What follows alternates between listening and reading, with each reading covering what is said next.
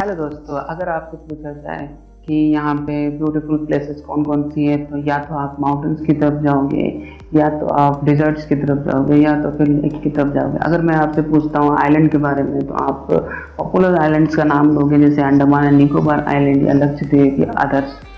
पर मैं कुछ ऐसे आइलैंड्स के बारे में बताने जा रहा हूँ जो शायद बहुत कोई जानते हों या बहुत कोई नहीं भी जानते हों। तो आज मैं आपको 10 ऐसे आइलैंड बताने जा रहा हूँ जो आने वाले ट्रिप्स में या आपके वेकेशंस में काफ़ी अच्छा फ़ायदा करेगा। आप ज़्यादा अच्छा टाइम स्पेंड कर पाओगे, वहाँ मज़ा कर पाओगे, घूम पाओगे, क्योंकि वो इन आइलैंड्स की तरह ही ब्यूटीफुल्स हैं और काफ़ी अच्छे हैं। तो वो सब कुछ जानने के लिए मेरे वीडियोस में बने रहें। मेरी लिस्ट में पहला नाम है मौली आइलैंड्स का, जो लार्जेस्ट रिवर आइलैंड है पूरे वर्ल्ड में, जो आसाम में पड़ता है। और ये सबसे ज़्यादा फेमस है अपने व्यूज़ की वजह से, अपने सनसेट के व्यूज़ से और यहाँ की कल्चर की वजह से। और अगर आप यहाँ जाना चाहते हो तो यहाँ पे बोट के थ्रू जाया जाता है। जो बोट आपको जोरहाट से मिलेगा, वो भी 2 टाइम आपको खुलता है, एक 10 मॉर्निंग के टाइम पे और एक इवनिंग 3 o'clock खुलता है। और यहाँ पे सबसे ज़्यादा विजिटिंग प्लेसेस है सस्त्रास, मिसिंग विलेज और अदर्स। बेस्ट टाइमिंग है यहाँ आने के लिए तो अक्टूबर और अर्ली जनवरी के टाइम आ सकते हैं। यहाँ सबसे ज़्यादा आपको अगर कुछ करते हो तो वो मोटरसाइकिल राइडिंग है, मास्क मेकिंग है, फिशिंग है, trying local customs and others है।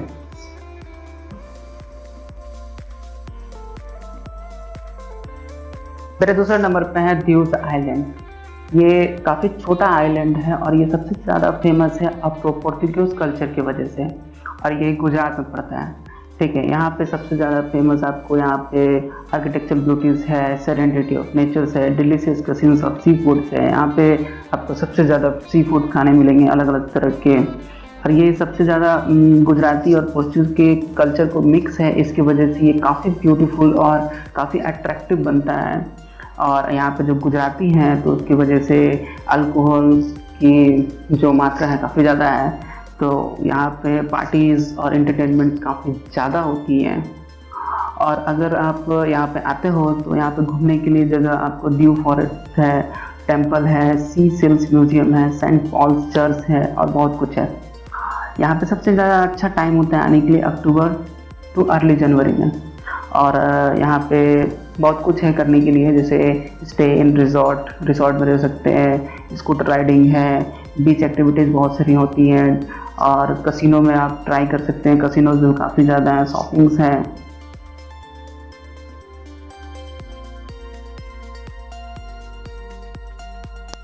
थर्ड नंबर पे है दिवस आइलैंड, जो एक छोटा सा आइलैंड है हमारे कंट्रीज में, जो थोड़े ही दूर में गोवा के काफ़ी करीब में है।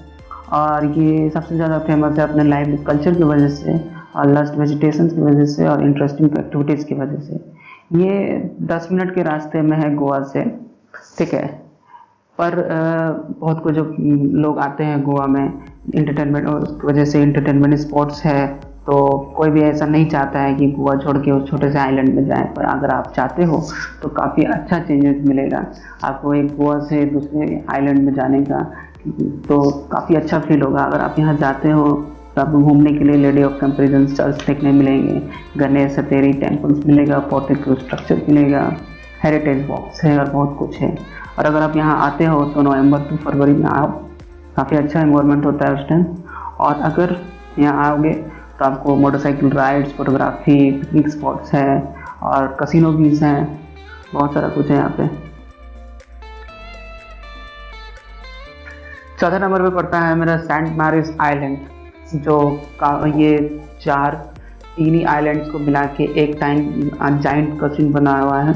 ये सबसे ज़्यादा फेमस है अपने बस्टिक रॉक फॉर्मेशन की वजह से, जो हेक्सागोनल शेप में है, और ये कर्नाटका में पड़ता है। और ये बीच चारों तरफ से रॉक बीच भी कहा जा सकता है, और ये सबसे ज़्यादा फेमस है अपने क्लीन ब्लू वाटर की वजह से। अगर आप यहाँ आते हो तो ये आपके लिए रोमांटिक वेकेशन के लिए काफ़ी अच्छा जगह है।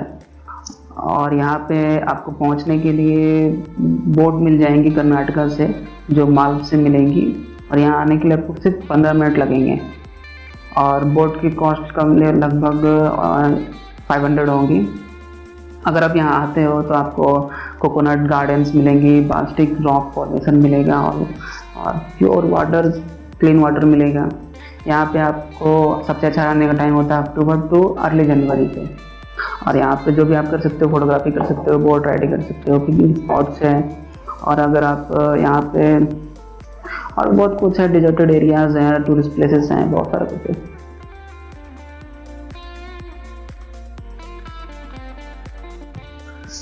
पाँचवें नंबर पे है लिटिल अंडमान आइलैंड।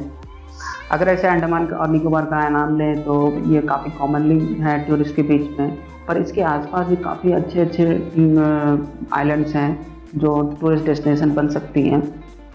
उसी में एक है हमारा लिटिल अंडमान, जो सबसे ज़्यादा फेमस है अपने बीचेस और ब्यूटीफुल नेचर की वजह से। और आप अगर यहाँ पे आते हो तो अगर आप आते हो तो एक बजट ट्रैवलर के लिए सबसे बेस्ट जगह है ये अगर घूमने के लिए। और यहाँ आपको पहुँचने के लिए 1 दिन लगेगा। और ट्रेन मतलब आपको जो बोट लेनी है वो आपको पोर्ट ब्लेयर से मिल जाएगी, उस शिप से आपको आना होगा। अगर आप यहाँ आते हो तो वाटरफॉल्स, बीचेस, सर्फिंग साइट्स और बहुत कुछ मिलेगा। सबसे अच्छी टाइमिंग होती है आने के लिए दिसंबर टू मार्च के लिए। और यहाँ पे स्पॉटिंग टर्टल्स मिलेंगे आपको, bathing, swimming, surfing, snorkelling, picnics और बहुत कुछ। छठे नंबर पे है बैरियर आइलैंड, जो eastern side of Andaman island की तरफ पड़ता है। और ये एकमात्र ऐसा एक्टिव वोल्केनो है साउथर्न एशिया में जो अंडमान में पड़ता है। यहाँ के जो ये आइलैंड जो भी है वो लावा रॉक से बना हुआ है, जिसकी वजह से इसके सराउंडिंग काफ़ी ब्यूटीफुल है। और ये सबसे ज़्यादा जाना ही जाता है अपने सीन्स और ब्यूटीफुल की वजह से। अगर पर आप यहाँ आना चाहते हो तो ये थोड़ा इलीगल साइड है, आपको प्रॉपर पेपर्स बनाने पड़ेंगे। और यहाँ पे आपको आने के लिए पोर्ट ब्लेयर से शिप मिल जाएंगी। और अगर बाय द प्लेन से आना चाहते हो तो बाय प्लेन भी अवेलेबल है, जिसमें आपको 7 पीपल एट अ टाइम दिया जाता है। यहाँ पे आप कभी भी आ सकते हो, थ्रू आउट द ईयर कभी भी आ सकते हो।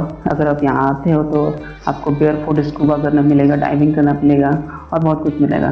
पर यही बात है कि आपको यहाँ आने के लिए प्रॉपर परमिशन लेना पड़ेगा फॉरेस्ट डिपार्टमेंट से।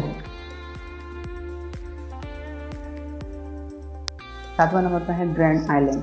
ये सबसे ज़्यादा फेमस है वाटर लवर्स के लिए, बिकॉज यहाँ पे सबसे ज़्यादा वाटर एक्टिविटीज़ और सी फूड पाई जाती हैं, मतलब मिलती है। और यहाँ पे वाटर के रिलेटेड बहुत कुछ आपको देखने मिलेंगे। तो ये गोवा में पड़ती है और यहाँ पे आपको पहुँचने के लिए गोवा से फेरी राइड निकलती है, जो 30 to 40 मिनट्स लेती है आपको यहाँ पहुँचाने के लिए। अगर आप यहाँ आते हो तो आपको बहुत कुछ देखने मिलेगा, जैसे स्विजिक wreck dive, Bounty Bay dive, Shelter Curve dive, Snail Rock dive, Dolphin Point, spice plantation और बहुत कुछ। यहाँ पे आप अक्टूबर टू मई में आ सकते हो। और अगर आप आते हो तो यहाँ पे motor riding, diving, snorkelling, swimming, boating, bad fishing, scuba dive, trekking और बहुत कुछ है। मतलब यहाँ पे आपको पूरे वाटर का सब कुछ मिलेगा। 8वें नंबर पे है मोनोट आइलैंड, जो बैक वाटर्स ऑफ केरला में पड़ता है। इस आइलैंड का नाम कॉर्नल जॉन मूरो पे रखा गया था। यहाँ पे सबसे ज़्यादा फेमस चीज़ है कैनल क्रूज और वाटर एक्टिविटीज़ के लिए से। और ये क्विंट आइलैंड है और ये सबसे ज़्यादा फेमस है हनीमून्स के लिए, क्योंकि यहाँ के मिसमाइजिंग रीजन्स की वजह से। और यहाँ पे विजिट जो भी करते हैं ड्यूरिंग विंटर में उनको स्पॉट्स मेनी माइग्रेशन बर्ड्स देखने मिलते हैं।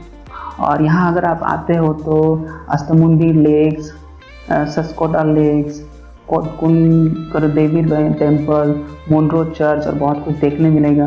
और यहाँ आप अक्टूबर टू मार्च में आ सकते हैं। और यहाँ पे बहुत कुछ करने के लिए, जैसे क्रूज़ है, बैक वाटर राइड है, वेडिंग है, रेटिंग है, बोट रेस्क्यूइंग है, बर्ड वाचिंग है और बहुत कुछ। तो अगर आप अपना नेक्स्ट हनीमून मनाना चाहते हो तो ये प्लेस आपके लिए सबसे अच्छा होगा। एंड नंबर में है नेट्रियन आइलैंड, जो लक्षद्वीप में पड़ती है। किसने कहा स्कूबा डाइविंग सिर्फ अंडमान एंड निकोबार में हो सकता है? आप इसे कर्नाटका में भी इंजॉय कर सकते हैं। ये 20 किलोमीटर है फोर्ट कर्नाटका से, जो अरेबियन सी में पड़ता है, और ये सबसे ज़्यादा फेमस है आपको डाइविंग स्पॉट्स के लिए, वेल स्पॉटिंग्स के लिए और अदर एक्टिविटीज़ के लिए है। ये आइलैंड अपने ड्यूरिंग द पीक टूरिज्म के लिए और एडवेंचर लवर्स के लिए काफ़ी ज़्यादा फेमस है। ये सबसे ज़्यादा यूज होता है नेवी ट्रेनिंग के लिए, जिसकी वजह से आपको यहाँ आने के लिए प्रॉपर परमिशन लेना पड़ेगा इस आइलैंड को विजिट करने के लिए। अगर आप यहाँ पे आते हो तो आप दिसंबर और जनवरी के बीच में आ सकते हो, और यहाँ पे आपको diving, boating, well spotting, coral reef view और स्नॉर्कलिंग और अदर बहुत कुछ करने मिलेगा यहाँ। नंबर पे है नार्कोडेम आइलैंड, जो अंडमान में पड़ता है। ये अनदर वोल्केनिक आइलैंड है जो अंडमान ग्रुप में माना जाता है, पर ये वोल्केनो जो है वो आइलैंड मतलब ऐसा तो ये बुझा हुआ है, या मतलब एक्टिव वोल्केनो नहीं बोल सकते हैं इसको। और ये सबसे ज़्यादा फेमस है अपने वाटर एक्टिविटीज़ और कॉलर स्पॉटिंग के लिए, और ये और भी बहुत कुछ के लिए फेमस है। सबसे ज़्यादा और भी फेमस है आपको बर्ड वॉचर्स के लिए, और ये एग्जॉटिक नार्कोडेम बॉर्न व्हेल्स के लिए कॉन्वेंस का घर है। अगर आप यहाँ आते हो तो आपको यहाँ पे slopes, lighthouse reef, HQ pinnacles and बहुत कुछ देखने मिलेगा। आप यहाँ पे अक्टूबर टू अर्ली मई में आ सकते हो। अगर आप यहाँ आते हो तो scuba diving, fishing, trekking and बहुत कुछ मिलेगा। यहाँ पे आइलैंड पर इनहेबिटेड है, पर आपने तो परमिशन ले सकते हो पोर्ट ब्लेयर से, और यहाँ पे आ सकते हो अपने स्टार्टिंग ट्रिप्स के लिए। अगर मेरे वीडियोस पसंद आए तो इसे लाइक करें और अगले वीडियोस के लिए सब्सक्राइब करें।